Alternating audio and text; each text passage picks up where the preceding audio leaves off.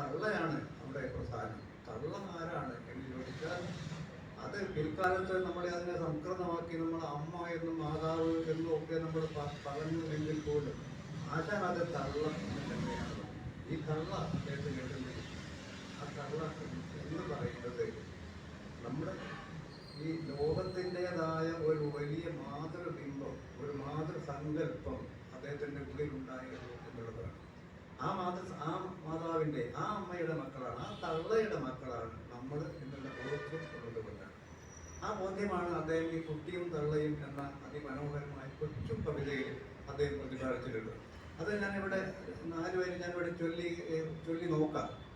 അപ്പോൾ നിങ്ങൾക്ക് തീർച്ചയായും അതൊരു ഗൃഹാതുരമായ ഓർമ്മയായിരിക്കും എന്ന് എനിക്ക് തോന്നുന്നു.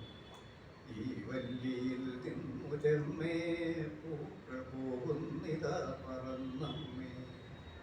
അവിടെ അത് മുതൽ ആ കാവ്യഭാവന, ഈ വല്ലിയിൽ നിന്നു ചെമ്മേ പൂക്കൾ പോകുന്നിതാ പറന്നമ്മേ. കുട്ടി ചിന്തിക്കുന്നത് ഈ വല്ലിയിൽ നിന്ന് പൂവുകൾ പോകുന്നു എന്നല്ല, പൂമ്പാറ്റകൾ പോകുന്നു എന്നല്ല. പക്ഷേ തള്ള എന്ന് പറയുന്ന ഈ അമ്മ പറഞ്ഞു കൊടുക്കുന്നു, തെറ്റി നിനക്കുണ്ണി ചൊല്ലാം പൂമ്പാറ്റകളല്ലേ ഇതെല്ലാം. ശരി പഠിപ്പിക്കേണ്ടത് ആരാണ്? ശരി പഠിപ്പിക്കേണ്ടത് തള്ള തന്നെയാണ്, അമ്മ തന്നെയാണ് എന്ന ബോധ്യം.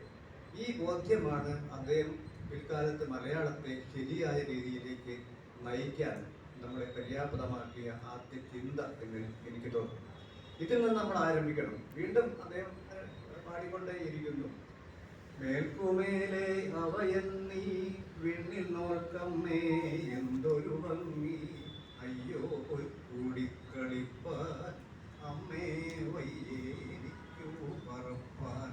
ഇവിടെയൊക്കെ നമ്മളെ അദ്ദേഹത്തിൻ്റെ ആ രചനാ തന്ത്രം നോക്കുക. ഇത് ഈ ഒരു അന്യപ്രാസത്തിന് വേണ്ടി, അനുപ്രാസത്തിന് വേണ്ടി ആണോ ഈ പറപ്പാൻ കൂടി കളിപ്പാൻ എന്നും പറപ്പാൻ എന്നൊക്കെ പറഞ്ഞത് എന്ന് ചോദിച്ചാൽ അല്ല എന്നുള്ളതാണ്. കാരണം അത് കുട്ടിയുടെ മനസ്സിലേക്ക് അദ്ദേഹത്തിന് ഇറങ്ങിച്ചെല്ലാനുള്ള ഒരു വഴിയായിരുന്നു അദ്ദേഹത്തിന് ഭാഷ എന്നുള്ളത്.